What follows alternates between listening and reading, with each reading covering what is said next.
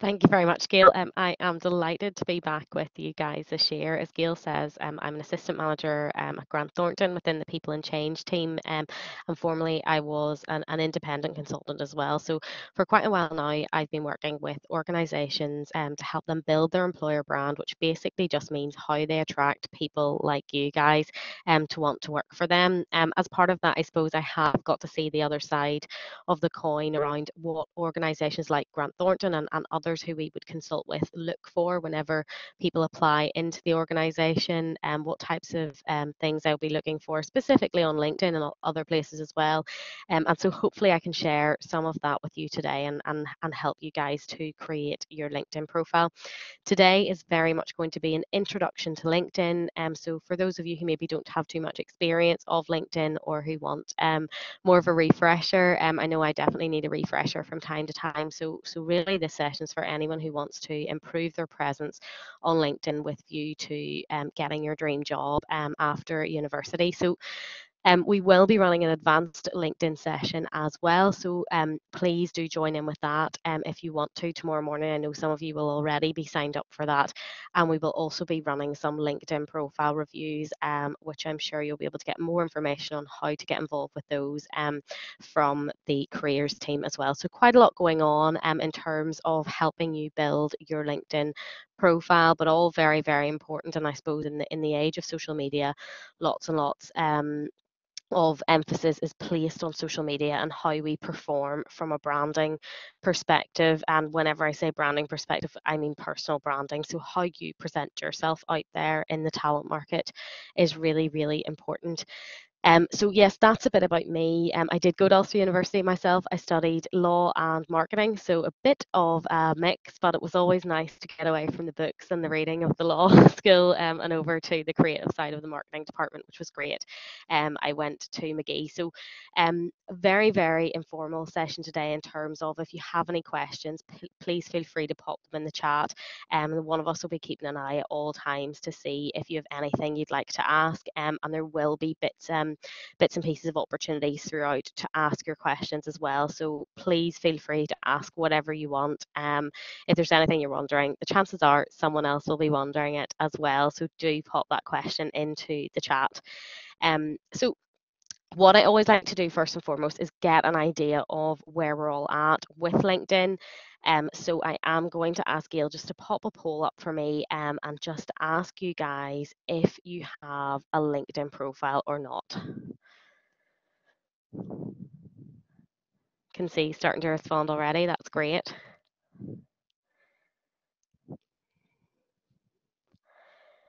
Okay, so quite a number of you do have a LinkedIn profile, which is fantastic. Some of you don't, which is totally okay as well. At the end of the day, this session's all about an intro, and even if you're starting from scratch and you don't have a profile yet on LinkedIn, you will be able to take away things from this session and be able to build up a profile as well. And I know even in relation to our LinkedIn review sessions, for anyone who doesn't have a profile and maybe doesn't obviously have anything to review just yet, you're more than welcome to join in with us at the review sessions and almost see someone else's profile getting reviewed, and that will maybe help you to populate your own as well. So please do keep that in mind and don't think that you can't get involved with that just because you don't have a LinkedIn profile. So that's great to see. Quite a lot of you do, some of you don't. But yes, it's a good number anyway. And again, even if you don't, that's totally fine. I can see someone has their hand up. Would you like to ask a question? Shannon, maybe? Maybe it was an accident. If you want to ask a question, just pop your hand up again, and I will come over to you. Okay, so we found out really who has and hasn't got a LinkedIn profile, which is great. No, that's grand, Shannon. Don't worry. I thought so. That's grand. I'm always doing things like that, so don't worry. Okay, so why use LinkedIn then? And this goes for those of you who have a profile as well. Why should you spend your very valuable time? I know, particularly at this time of the year, we're all busy doing lots of different things. Why should you spend your time on LinkedIn? And I suppose there are four key ways LinkedIn can help your career. And this goes for people throughout their career, not just when you're leaving university. Companies use LinkedIn to source talent. So whenever I work with organizations to try and attract key talent to their business, one of the first places we will look is LinkedIn. And the reason why that is we know that people who are really engaged with their career and who are really, engaged is exactly the right word. People who are really in tune with what they should be doing, in tune with the types of skills they need to learn, and in tune with networking with people in their industry will be on LinkedIn. So, one of the first places an employer will go whenever they look to hire new talent is LinkedIn. And they'll often type in particular skills, they might type in particular experience, and it's really just to see if they can find that person that they're looking for on LinkedIn. So that's one reason. I think that's a pretty good reason to be on LinkedIn, is that employers will be using it to source talent. Secondly, it helps you stand out as a high performer, and this is both within your job, but also before you first get your role. This will help you stand out as a high performer. But yes, as I was saying, also within your role, once you have your job, if you're engaged on LinkedIn and you're active on LinkedIn, your employer is going to recognize that and realize that you are one to watch. Basically, you're someone who's engaged. You're someone who is looking into the market. You're someone who is speaking to other people on LinkedIn. And actually, it just shows that you're someone who knows the latest technologies and is getting involved with them in the wider market. So that's another reason why you should be using LinkedIn as well for your career. Something else then that you can do on LinkedIn is network with others. So this can hugely help your career, not just at the very beginning, but throughout your career. You might find other opportunities, you might find clients, you might find industry experts. Lots and lots of people professionally are on LinkedIn, and you can network with them through using the platform. So that's another really great reason. And finally, it allows you to take control of your career. You can find new opportunities, you can find new colleagues, new friends, you can learn new information, you can stay engaged with lots of different companies and also your university. So throughout your career, you can look at, are there any extra qualifications I'd like to do? Is there any extra training I'd like to do? You can see all of that on LinkedIn, and that's another really, really good reason why you would want to use LinkedIn. So those are four key reasons why I think that using LinkedIn is really necessary now in the times we live in, especially I suppose post-COVID. Is a lot of what we do is online. I'm sure an awful lot of us have Teams and Zoom fatigue sometimes, or we feel like we're on the screen all the time. But actually, what that means is there is a huge opportunity to network with others online, and that can be found on platforms like LinkedIn. So the next poll then that we're going to do, I'm going to pop up some questions in terms of your use of LinkedIn, and don't be shy, but really we have four responses here. So which of these most resonates with you? Is it that you have LinkedIn set up but you never use it? And this is for those of you who do have a profile set up, you use LinkedIn to browse the news feed, you comment on other people's content, or are you frequently posting on LinkedIn?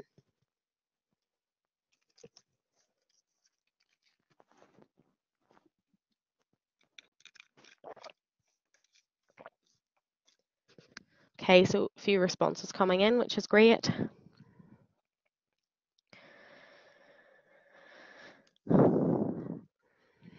Maybe also a couple of people just commenting on the chat. I think it depends if you're tuning in from your phone. Sometimes you don't have the same functionality. I'm seeing that coming through in the chat as well, which is great. Okay, so 1 and 2 are in stark competition with each other. I think a couple of comments in the chat might just push one up there, but what we're seeing then is either you have LinkedIn set up but you never use it, or you use LinkedIn just to browse the newsfeed. And this is really, really common. So the two areas that we're not seeing a lot of are commenting on other people's content or frequently posting on LinkedIn. And that's totally, totally fine. Getting your profile set up is the first step. We're going to be talking a bit more about commenting and posting on LinkedIn tomorrow at our advanced session, but actually having your profile set up is one of the main key ways you can use LinkedIn, because you're going to appear in those employer searches, and it's fantastic to be active. It's fantastic to be as engaged as possible. If you're posting articles 2 or 3 times a week, that's amazing. But at the same time, it's not the be all and end all, and having your profile set up and set up correctly is one of the best ways that you can impress employers. So what I would say about this is just to get a gauge of where you are with using LinkedIn. It's not something to intimidate you into thinking I need to be doing more, because yes, it's nice to do more, and the more you do, the more value you will get back. But if you're using LinkedIn just to browse the newsfeed or just to stay in tune with what's going on in your industry, that's totally fine as well. So most people there we're seeing, I think that's all the responses now, are either they have LinkedIn set up but don't use it, or they use LinkedIn then to browse the newsfeed. So that's great for us just to bear in mind as we go throughout the session. So what are we going to be covering then today? So in the next sort of 40 minutes or so, and there will be time for questions at the end, we're going to look at setting up your profile. So what can you do to make sure your profile is both set up correctly, but also in a way that is going to impress employers and attract attention to you on LinkedIn. Building that network of industry peers, industry experts. And finally, taking control, finding opportunities. How can you use LinkedIn to do that? So first and foremost, we are going to talk about setting up your profile. And I have one more question to ask you guys today. And again, there is a right answer to this, and we will go on to that. But what we will ask just initially is, do you have a profile photo set up on LinkedIn? Don't be scared. I know some of you won't, and I didn't for a long time. But just to get a gauge, okay, yes, seeing a couple of yeses, that's fantastic. Seeing some in the chat as well. Great. Okay, fantastic. So I'm seeing most of you do have a profile photo set up. Some of you don't, which is totally fine at the moment. If I was to ask you this again in a couple of weeks' time, I would hope those will be all yeses. But what we're going to talk through next is not only the reason why you should have a profile photo, because I suppose you should. It's your identity. It's what employers see whenever they look at you, and they can put a face to the name. They can say, I could see myself working for that. Catherine saying it's a professional setting. I'd expect people to have a photo. I would agree with that. I do like to see a LinkedIn profile photo. It makes me feel like I'm almost meeting the person, which is nice. You can have a profile video now. I don't. It's something that I find a little bit too interactive sometimes. But again, you can do that.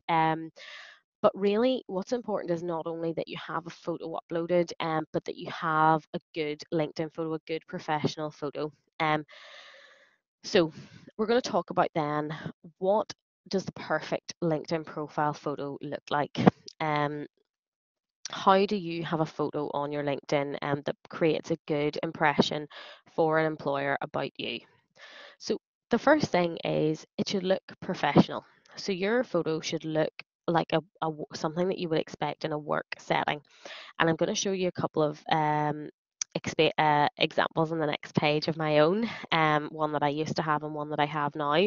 But ultimately, it should be a professional photo in a professional setting.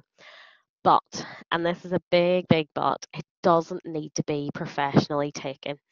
The number of times I speak to people about setting up a LinkedIn profile and they don't have a photo, and I say, why do you not have a photo?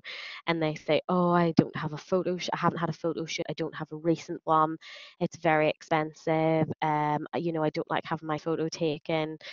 It doesn't have to be a professional photo. It can be a photo of you that your friend has taken up against a blank wall. And that really is it. I think we are very, very lucky to live in a time where we have very high quality cameras in our mobile phones in our pockets. So it's not a case that you need to have a passport photo or a professionally taken image to put onto LinkedIn.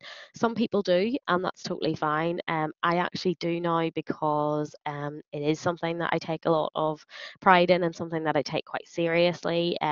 But it doesn't matter. And to be honest, my LinkedIn profile photo was taken at a photo shoot a couple of years ago. And if I was doing it now with the technology that we have to hand, I would just take it myself. So I wouldn't worry about it being professionally taken. Something that's really important though is it should be head and shoulders. So what we don't want is half of your friend in it on a night out and we can't really figure out who's who. We don't want shoulders of your own shoulders are fine, but other people's shoulders ideally we don't want. We don't want full length because then we can't see you properly, but we don't want it too close to your face either. We want it to be head and shoulders, almost like a headshot. You can have fun with this depending on the industry that you want to go into. So, what I would say is for my sort of audit and tax people, it's nice to have it quite serious. If you think about the industry you're going into, it's nice to have it, quite professional, quite sleek, quite clean.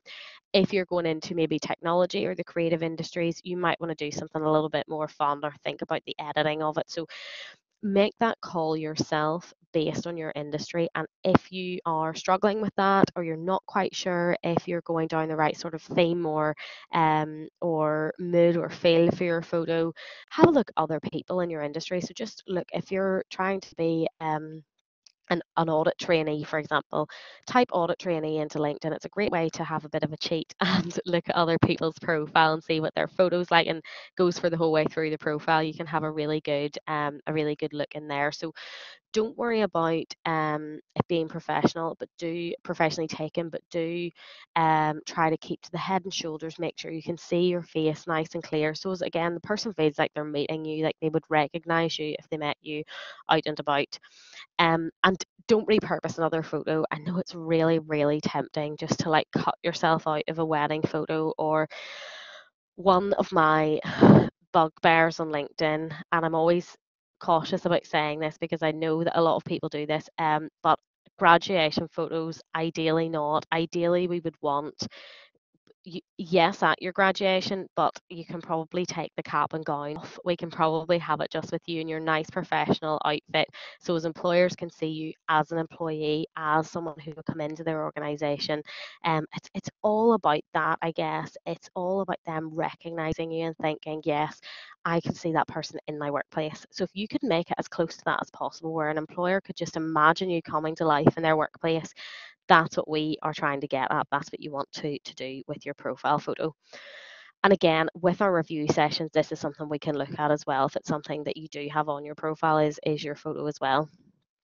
And we do have an example on the next page. So this is me. Hopefully you can recognize that after what I've just said. This used to be my LinkedIn profile photo, so the one on the left of the screen right now. And ultimately, there's nothing wrong with this photo. I don't think. I thought it was a great LinkedIn profile photo at the time. But a really funny story around this, and I think I said this to the group last year as well, was early on in my days as an independent consultant, I went to a LinkedIn session, something similar to this one, and I sort of was listening and lots of great tips. And the trainer went on to talk about profile photos, and everything she was saying, I was thinking, yes, head and shoulders, really bright, really, you can see that it's me. There's, it's professional. There's nothing about it that's, there's no kind of glasses of wine or anything like that lingering in the middle of it all. But just at the end, the trainer said, and for goodness sake, don't be having any sunglasses on your head. And it just completely, I thought, I have the perfect LinkedIn profile photo. And then whenever she said that, I was like, oh, I obviously don't. And it is funny, just little things like that I had never exactly, Ailish, it's always the sunglasses that get you in the end.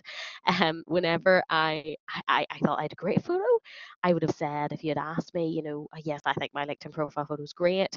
I'd been in the workplace for a few years. I had started my own business. So, I was not expecting to go away from there thinking, right, Ellie, you need a new LinkedIn profile photo. But that's exactly what happened. So I suppose you don't want to be in that position where you're the person in the room and you're thinking, let me change this before anybody from this event connects with me and sees that I am like the sunglasses on the head person. So the one on the right is much more towards what we're looking for. And as I say, this is a professional photo. It was taken for a totally different purpose. So actually, it was for a business context, but I just repurposed it for my LinkedIn. But I knew that if I had my head and shoulders in it, that it would work.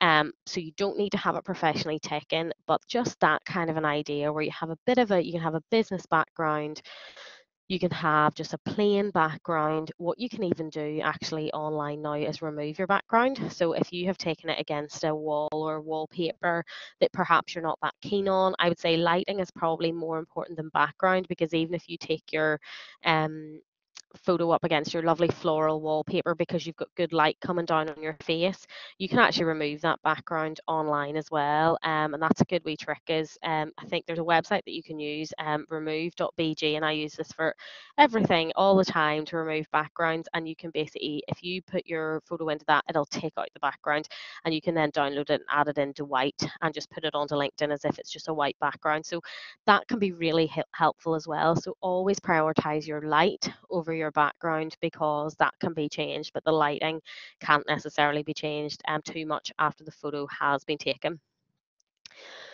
So once you have your perfect profile photo then in place, then it becomes about the perfect headline. So your headline is a little bit on LinkedIn, just up above yes, so remove.bg, thanks for popping that into the chat, really, really helpful, has saved me a few times. So and another thing actually remove.bg is helpful for is taking a background out of like a signature, or if you have to write something on and you want to put it in digitally, so it can be used for all sorts of things. Anyway, I'll not get down that rabbit hole, but as you can tell, I just love remove.bg, and it can be very, very handy when you're applying for jobs. So the perfect headline, what makes a perfect headline? And I would say that it's three things that make the perfect headline. And you do have a character limit here, so it's not where you can write War and Peace, but you do want to get good bang for your buck here, because this is the first thing people see. And actually, in terms of your profile that you will spend lots and lots of time perfecting, this is the only bit that people see if they haven't clicked into you. So if your future employer looks you up in the search function, if they see you commenting on someone else, if they see you liking an Ulster University post or another post on LinkedIn, they can see your photo and they can see your headline. So if I could say to get two things right in the very, very beginning, because I know we all have to prioritize, we're all on a schedule, I would say your profile photo and your headline are key things. What makes a good headline? So it's what do you want to do? So that's really, really key that you have in your headline what you're hoping to do or what you currently do once you are out in the world of work. Something you've achieved. So it doesn't necessarily need to be hugely you know, different or groundbreaking, just an achievement that you've had, and something a bit different as well, just to set you apart from the crowd. Because I know whenever I work with companies and we try to source talent on LinkedIn, you always click into someone and you think, oh well, that's quite cool. And I'll show you what I mean over here. So this is an example of one that I did see with company that I was working for. So this person was an aspiring digital marketer. So that's the job. That's what we were searching for. We wanted someone to come into a digital marketing team within one of my clients. But also they had said they were an award-winning student writer, which is fantastic, because obviously part of the marketing role, and any of you who are in marketing will know this, writing is a key skill. But also something a little bit different was that the person said they were a fashion blogger. And for us, like, we didn't really need anybody to be a fashion blogger. It was a technology company, so it didn't really matter to us whether they knew about fashion or not. We sort of thought, actually, that's quite cool. That makes, when you then click in and then you think, actually, this could be the person. I mean, sometimes just wee things like that that stick in your mind. And then once you've interviewed the person, you think, oh, yes, the fashion blogger. And although we might not want to be known by our hobbies, sometimes it's nice to know that employers will remember us. And I know, like, I've had that with people I've interviewed where I think, yes, that's the guy who rides horses, or that's the guy who does this, that, and the other. And sometimes it's just nice to have that little piece of the personal side in your profile to stand out. So the next thing then I would say after your headline, that's really, really important, and the final thing that I would say in terms of building your profile is fill everything in. Don't leave stuff out. Now, I will say to the marketers in the room who will probably know what I'm talking about, it's all about optimization. But what that basically means is that you are using every opportunity you have to put content into your profile to be searchable by employers. So whenever you create, and I can tell you from working with lots and lots and lots of employers, it's really unpredictable how they're going to search. Some employers want to search you by experience. Some employers want to search education. Some employers want to get 5 or more skills. Or they look for, I need someone who can do copywriting, or I need someone who can do code, and they'll search particular skills. And some of them will search to see, have you got good recommendations? I have actually had, and I'll not name them, but I have actually had an employer in the past who has said, every graduate we get from Ulster University, I'm not just saying it, is really, really good. So sometimes I search for Ulster University plus the skill. These are what employers are searching. So you might not think it's important to have things like that on your profile, but for me, whenever employers are using those criteria to search you, it's really, really important. So I would say make sure you put in your experience, and we're talking about your previous roles, but also what can be more relevant at uni as well, if you haven't had too many previous roles, is volunteering. And it's all about how you twist it to fit what you need it to say. So you might volunteer and you might think that's totally irrelevant to coding. So you might volunteer. I coach acting for kids at the Lyric Theatre in Belfast. If I wanted to be a coder, or right now in consulting, it's probably quite irrelevant to my new to my new employer that I coach acting for kids. But if I say that actually that requires me to show up on time, it requires me to be reliable, it requires me to speak to a big room of people, albeit 5-year-olds, but we can leave that out. Those are the types of skills that employers are looking for. So it's all about how you make your experience relevant to your role. Secondly, then your education. As I say, some employers do search by university. Sometimes if they've gone to the university, sometimes if they know that a university, there are certain courses that certain colleges offer. Sometimes if they've had a particular, like my example, a bunch of good grads in the past from particular universities. So it's important to have that in. You don't need to go down into granular detail about grades or transcripts, but you can if you want to. It just depends on your own personal preference, but I would definitely have at a high level your university. Some people like to put their skill in as well, and the reason why people like to do that is it's good for networking. So it's good, it'll flag you up, all of these people went to your school, do you want to connect with them? And it's kind of a good kind of lazy way to build your network, because they're people that you sort of know, and it flags you up people that you've probably spoken to in the past. 5 or more skills. So LinkedIn will allow you to add skills down at the bottom of your profile. So I would always be trying to add 5 or more in there. It's one of those things that once you get on a roll with it, it's probably quite easy to build it out. So I would say start putting in, and what you can do here as well. So this is a really great place to use the sort of trick that I spoke to you guys about earlier, where you pop through and see some other people in your industry. What skills are they citing? What are the things that they say they can do? And obviously, what you don't want to do here is say something that's not true. I'm not encouraging that. But if you can get a few ideas, or get a few almost hints on how to word something or change something to make it more search friendly, then it's a great way to optimize your profile, or to make it more searchable. So 5 or more skills. And finally, ask people for recommendations. So if you work with someone on a project, if you do your internship, I know, so within Grant Thornton, and again, something that actually we are focusing on at the minute, we have open at the minute, are our audit and tax internships. So if you were to do something like that, at the end, asking someone who you've worked with often, or your manager, or whoever you're reporting to fill in a recommendation for you on LinkedIn, that can be so, so handy. And actually, we're getting to the stage with references for employers, where you might like just to say to your employer, references available on LinkedIn. I have seen that a few different times now on CVs, and you do go on and look, because actually nowadays it's pretty much just dates and position that you can get confirmed from a traditional reference. Very few companies now will give a full scale character reference. So if you can say, have a look at my references on LinkedIn, that can be a really, really nice touch to your application. So fill everything in. And again, If time is tight and you can't do it all right now, that's fair enough, but just keep it in the back of your mind that you need to get your whole profile filled in, just because it does make you that bit more searchable. And if you're someone who has filled in experience and skills but not education, and an employer chooses to search by education, you might not come up, you might not filter into the results. So it's just worth giving yourself as much of a chance as possible to filter into those employer results. So building your network. How can you build your network using LinkedIn? So I've already touched on this slightly, but add people who you already know. So this might be someone from school. Your university peers are great to add on LinkedIn because you all want to build your networks.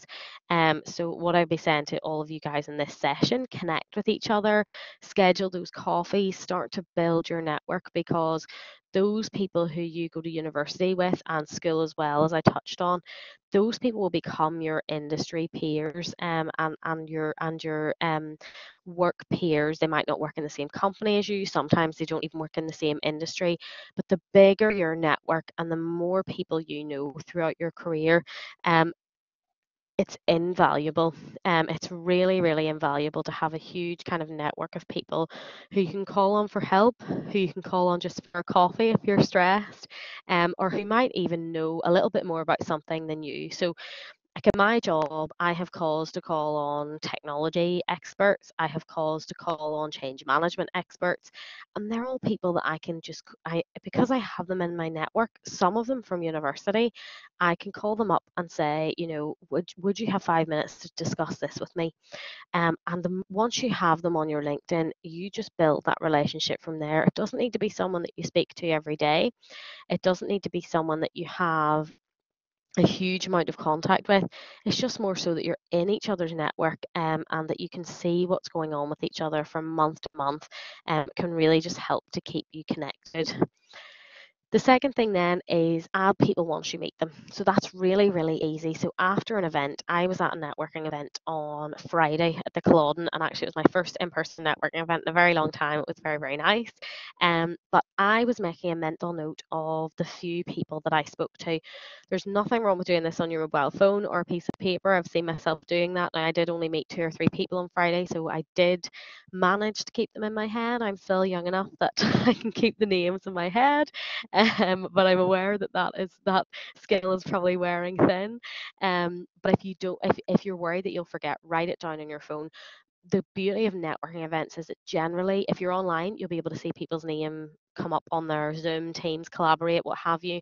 If you're in person, generally people will wear badges, which is very, very helpful, and it will oftentimes have their university or their company on it, and so you'll be able to check on LinkedIn, right, yes, that is Gail from Ulster University, and you'll be able to click in and connect with Gail, and hopefully Gail would accept you, and you then will be connected with that person.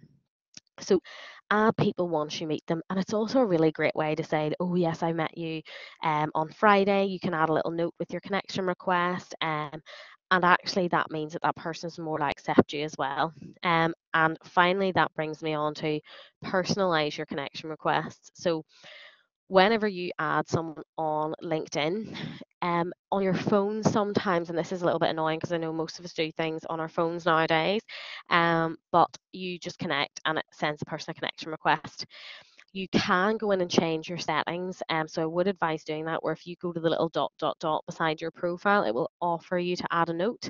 But if you connect with someone using your laptop, you are able to log in and add a note alongside your connection request.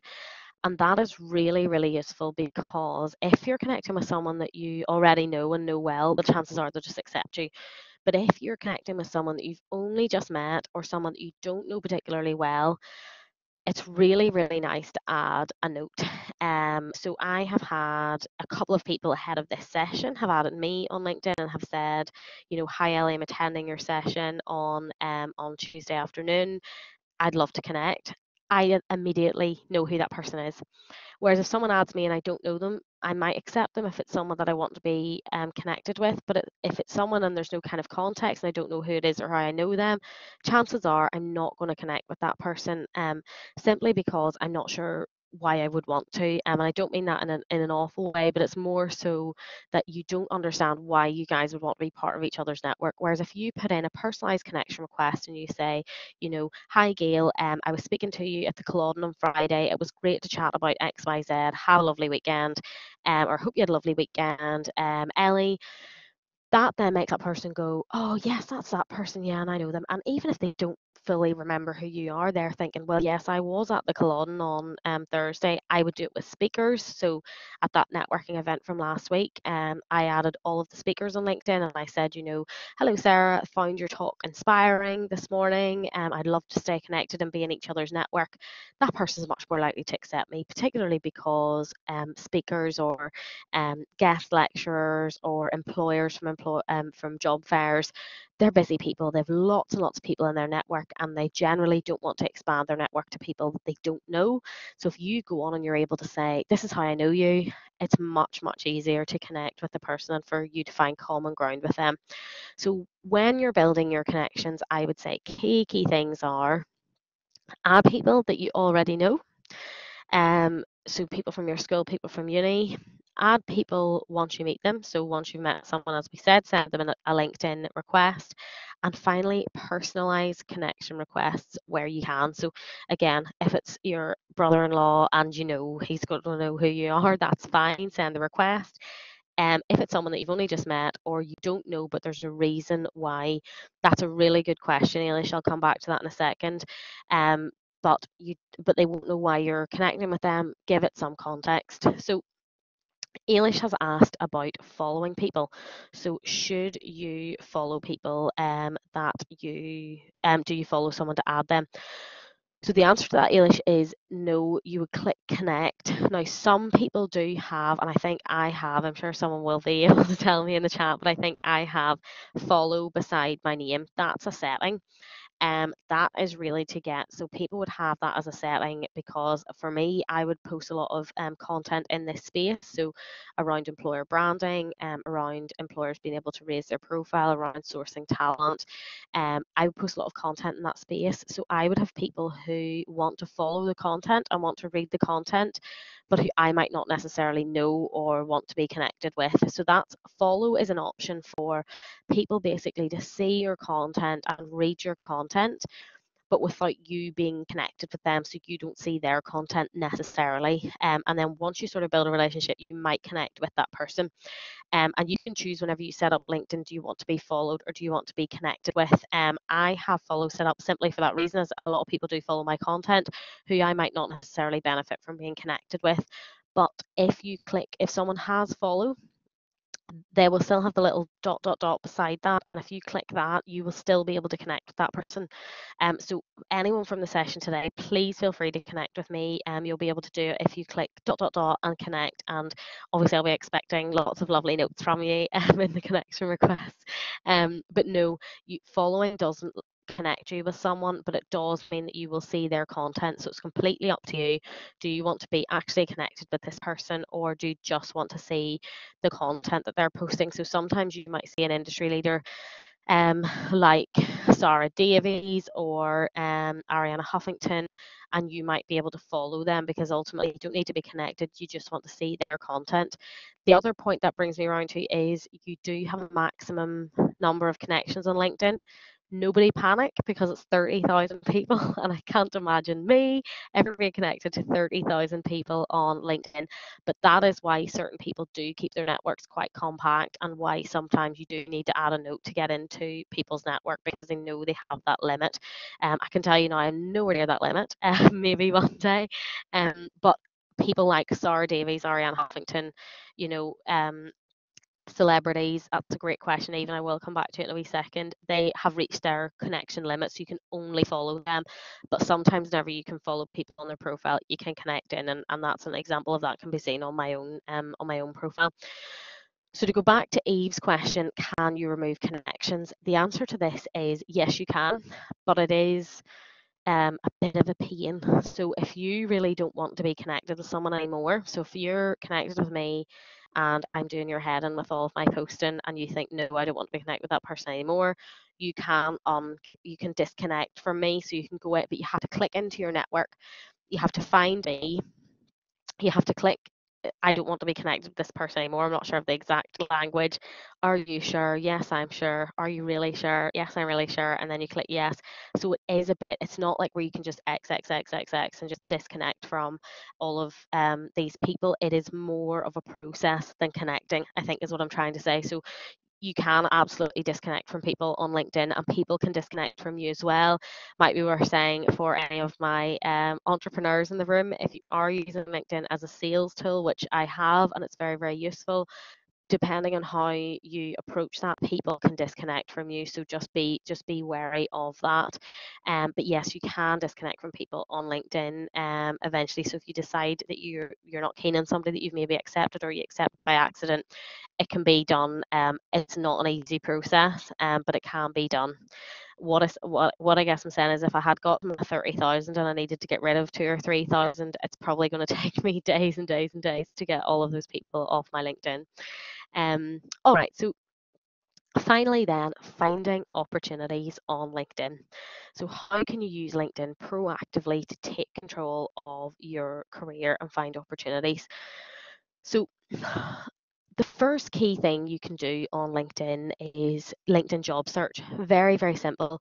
And certainly of the employers that I work with, all of them are putting their roles onto LinkedIn job search now.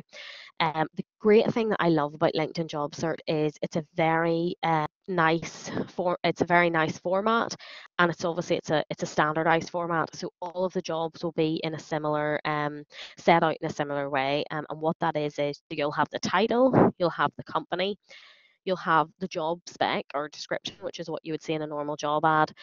Generally, you'll be able to see salary, or it will say no salary information given, but oftentimes now employers do include a salary or a salary band. And finally, really usefully, you can see how many people have applied through LinkedIn, which can be very, very helpful in deciding whether or not you want to apply.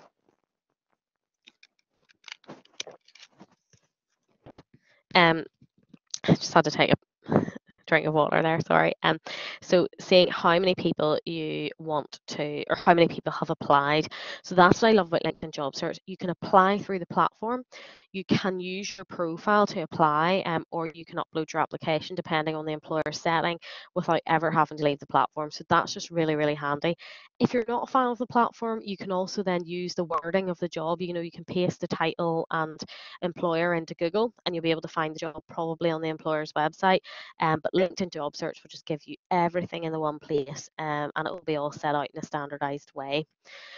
The next thing then you can do is follow target employers. So if you are someone who is super organized and right, these are the top 5, 10, 15, whatever companies I would like to work for, or these are the industry leaders in the industry I want to go into, follow their LinkedIn pages. The reason why you want to do this is twofold. So the first thing is you'll get all of their company updates, which will make it very, very easy whenever it comes to interviewing. You're going to know the latest stories. You're going to have it in a very digestible format. You're going to know who key people are within their organization. You'll also be able to find your interviewers on there. So that can be one element of it.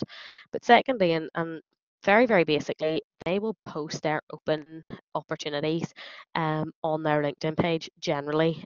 Certainly, any organisations that I would work with, we would advise that they put their open opportunities onto their LinkedIn page, and that is great whenever you are looking for opportunities with a specific employer, because that's going to come up on your newsfeed. You can click straight in and apply, and it just means you don't always have to be proactively looking for the opportunities. You'll see whenever their graduate schemes released, whenever they have entry level roles released, and you can just click straight into those. So that's very, very helpful. Thirdly, then you can turn on open to work. So open to work works in two ways. You can get the sticker around your profile photo, which please feel free to do that if you want. Generally, I would just put on open to work, and that just alerts people that you are open to job offers. Now you can do this in one of two ways, and as students, having just a basic open to work should be grand. There should be no problem with that. But for the future, if you are currently in a role but you fancy a move, or you're looking for a new opportunity, you can have open to work and recruiters only. So you can basically have where your LinkedIn profile says you're open to work, but actually it's not going to tell all and sundry that you're open to work, i.e. your current employer. Now, it will still tell basically anyone with a recruiter license. So if your current employer does have a recruiter license on LinkedIn, they could still find out, but it's unlikely. It's going to be more so recruitment firms that can find that out, and large scale employers who would have in-house recruiters. So turning on open to work just really, really helps you stand out as someone who is open and who's welcoming contact from employers, I guess is the right way. And yeah, finally, as I have said and touched on in terms of following your target employers, you can use LinkedIn for interview preparation. Again, trusty old trick of looking at people already working in your industry. What are the things they focus on in their profile? What are the things they seem to be doing in their job? But also you can look up who's interviewing you. Do you have any common threads with this person? Are they interested in football and you're interested in football? Did they used to work at the same place that you did your placement? Did they go to the same university as you? Have a look through. Oftentimes you maybe won't find out who's interviewing you, but you can be a little bit cheeky and email HR and say, hi, would it be possible for me to know who I'm being interviewed by? And often they'll just tell you because they'll have a schedule. And a lot of the time you will find out, or they'll be copied in on your interview email, or their name will be somewhere. Sometimes you'll have to ask. Sometimes you can work it out if you're applying for a particular role and there is a line manager of that department. You'll be able to kind of think, yes, that person is probably going to be interviewing me. So lots and lots of ways you can use LinkedIn then for interview preparation. So finally, and please do feel free to screenshot or take a photo of this this page here. So this is your LinkedIn success checklist. This is your to-do list that you should be going away with today. And again, please don't feel overwhelmed by this. Any step forward is a step in the right direction. And it's really, really important that you don't feel overwhelmed and not do any of it. First things first, set up your profile in full. So what I mean by that is profile photo, headline, and make sure that all of the fields are filled out. Secondly, then follow businesses and influencers that you're interested in. People like Sarah Davies, people who are going to be posting industry specific information that you might use in an interview, that you might use in your role, or that you might just be interested in. And businesses, you know, you can connect then with your employer or other businesses in your industry as well. The third thing then is connect with people you know. A really, really easy way to build your network is to start to connect with people you know. It might be people you know in your personal life. It might be people you just happen to have on Facebook. It might be a friend of a friend. Start to connect in with people that you know. So as you're building out that network of people who you might be able to help or who might be able to help you when the time comes. And finally, once all of that is done, start to engage. So if you're brave enough, start to maybe like the odd post, comment on the odd post, start to engage with others on the platform so as you are able to make an impression on them, but also have your name start to be out there. Your name, your profile photo, and your headline follow you everywhere on LinkedIn. So if you're commenting, liking, getting engaged with various different things on LinkedIn, people will start to see your profile headline and be able to say, oh, that person's looking for a digital marketing job. I know Fred is looking for a digital marketer, and that can really, really help you get connected with the right people. So hopefully that has been helpful for you guys. I have left some time at the end specifically for questions. I have my own LinkedIn name at the top of the page now, so please feel free to connect in with me. I'd be more than happy to chat to any of you. Any questions, let me know. Thank you very much, Jackie. I'm blushing now. And if anyone has any questions, you know, as well, you can feel free to email me. So it's ellie.francis@ie.gt.com. So look, guys, we have just about 10 minutes left. If anyone has any questions, I'm going to pop over to the chat, or feel free to unmute yourself and ask me out loud if you want to ask me anything in the next few minutes. And while people are doing that, Ellie had mentioned earlier about the review sessions. So I am just going to pop in a link in the chat that takes you to a form to fill in and register if you would like to attend the LinkedIn profile review sessions. You can complete that form. So that's Mhm. running on the 6th of April in the afternoon Yep. from 1 to 5. So if you sign up, as I think Ellie mentioned this earlier, that it's a bit of an open session. So if you join in at the start, you may join in with another couple of people, but it's a really useful way even to learn then from feedback from Yep. others and helping you to make the most and get the most out of your LinkedIn profile. So for anybody that's interested in registering for that, that is the link. And as a Mhm. reminder as well, keep thinking of those questions because there is still time, but just in case we are starting to lose people, remember that Ellie is back again in the morning to run another session. So it's building on what you've heard here today and learning how to take LinkedIn that little bit further as well. And I will pop the link in for that session in the morning. And I see, Evie, you have your hand up there, so feel free to go ahead and ask a question. Oh, hi, Ellie. Thank you for that good refresher of LinkedIn. Um, Going back to, I guess, filling everything in on your profile. Mm-hmm.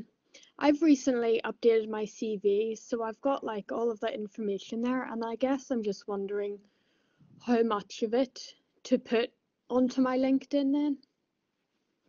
So that's a really, really good question. And what I would do, Evie, is I would put yourself in the shoes of the employer. So someone who is clicking into Evie to say, right, I like the look of the profile photo, I like the look of the headline, I'm clicking in. How much information would you want to have? So ultimately, I would be having your title. So it will ask you for your title anyway. And what I'll be having is key ways you have added value. So very much we can leave out the sort of information heavy stuff about what you did, but more so about how you've added value, because what we want to remember about LinkedIn is it's whenever you fill out a CV, generally you will do it specific to an employer or specific to a role. We want to leave LinkedIn quite open so as regardless of who's looking at your profile, they can imagine you coming to life in their organization. So what you want to do is look at how you're adding value and how you can exhibit transferable skills rather than that really, really specific stuff from your CV. So I would look at your CV and say, right, how could that add value to any workplace in my industry, and put that then into the descriptor. And again, it's up to an employer how much they read. So what I will be doing is putting the most important stuff or what you regard as the most impressive to the top, so as to the top of the particular text box, so as whenever an employer is reading, even if they haven't got time to read it all, they're getting the most important bits. Yeah. Okay, great. Thank you. No worries. And I should say as well, sorry, Gail, I think you're about to come in there, about the profile review sessions. Please, nobody think that your profile has to be perfect. That's what we're here for. So whatever gaps there are, we'll get them filled, and we'll have a look through. So don't be thinking that you can only sign up if your profile's in perfect condition. It's more so as you can get a gauge and a review. That's brilliant. I had another question actually, I suppose similar in a way to Evie's question there. It was whenever you were talking about putting in the headline, and I know that a lot of Hmm. our students, they maybe don't quite know, like if they're searching for a placement opportunity or they're going for graduate roles, they haven't quite decided what role they want to go for. So is there a way to do that well where you're leaving it quite wide, but still hitting those kind of coming up in those searches that you want to appear in? Does that make Absolutely. sense? Yep, absolutely. And again, the more, what I would say is the more specific you can be, the better. But if you aren't quite sure what you want to do, or you want to leave yourself quite open, another good way is to put your degree into it. So to say, law marketing student, because then you're going to come up for both law and marketing as a search criteria. So it can be useful just to put your degree in there. I'm seeing a question as well from Brianna around there's no nutrition as an industry. I would find the closest thing in the drop down menu. So it might be dietetics, it might be, or you might find that you are going to be, if you have a nutrition job within another industry. So it might be FMCG, which is fast moving consumer goods, or food and beverage. So find something that's as close to it as possible.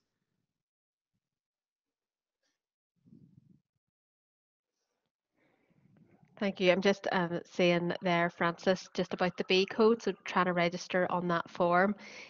For if you're a current student at Ulster University, then you should have a B code as part of your registration. If there's any issues with that, then if you can't seem to complete that form for whatever reason, I will pop my email in here and we will follow up with you if you're having trouble getting that form completed. Does anybody have any other questions? We have a couple of minutes left. If there are any other questions that you would like to ask, as Ellie said earlier, usually if you have a question, somebody else is sitting there wondering the same thing. So there's Rachel. I was wondering if it's a good idea to put your part-time job on your LinkedIn profile, for example, working in retail whilst you're at uni. Yes, absolutely. I would be putting that in. And again, to echo what I said to Evie, make sure that you have the transferable skills and how you're adding value in a more general way, because while you might not see how retail is important for employers, actually it's more your skills and what you've learned from the role. So, and then as you progress through your career, you can remove things from your LinkedIn. So, I mean, I had retail jobs whenever I was at uni. So I worked in Barry's whenever I was very, very young. And I worked at Ted Baker as well. And I used to have those on my LinkedIn, and just really general, around providing great customer service, working to meet targets, working to deadline, working as a team. Those are all things that go across the workplaces, not just in retail. So those are things that you can put in that an employer will see as relevant, and it's also a conversation starter at interview as well. So absolutely put it in, and then once you get to the stage of your career where it doesn't feel relevant anymore and you have a few more things on your profile, you can always take it out. I'm seeing a question from Catherine. Is it unprofessional to talk about hobbies which aren't exactly related to the placement? Definitely not. I would definitely talk about your hobbies, because that's one of those things that makes you interesting. So where we were saying something a little bit different, traveling, visiting places of, yeah, absolutely talk about all of that stuff to kind of I know I sound like a broken record, but always relate it back to your skills, what that mean, what does it mean? It's like the so what, and I know so what is such an awful phrase and I hate it, but it's the, okay, you're telling me this, so what? Like, what does that mean? Why is that relevant to me as an employer? Is it that that's giving you a particular skill, or have you added value in a particular way? It's fantastic. I think our time is up. So I just want to finish by saying a massive thank you to Ellie. I'll see there may be another question just popped in there, Ellie, if you want to have a look. But yes, a massive, massive thank you. It has been really useful yet again. I'm just encouraging everyone who's on the call to remember to check out the remaining sessions that are running throughout the week. So we have sessions running every day this week for Future Skills Week. So do check those out and sign up to any others. And we will just finish with that last question. So if you have a language skill or have done something like that, do you recommend putting it down even if you're out of practice? What I would say is it true? Do you still speak that language I mean, you can often say you speak it to an intermediate level, you speak to a beginner level, you speak it as a native speaker. I would say that if you still speak the language, absolutely put it down. Employers are always interested in people who are multilingual. But at the same time, if you no longer speak the language, it's probably not a good idea to put it down, just in case somebody starts speaking French to you in your interview and you can't speak French. And I would say that sounds quite far removed, but I have had someone who had, now it wasn't me, I would never ever do this, but someone who was being interviewed at a firm I worked with had put on their CV that they played guitar. And it just so happened that so did the managing director of the firm, who produced a guitar in the interview. And the person didn't play guitar. So if you can speak it, yes, Ailish, and you can still speak it, absolutely, get it on there. All of those things that set you apart from the crowd are perfect for LinkedIn, and it's your perfect opportunity to shine as a candidate, is what I would say. That's brilliant. Look, we will finish there. Thanks very much. I'm going to stop recording.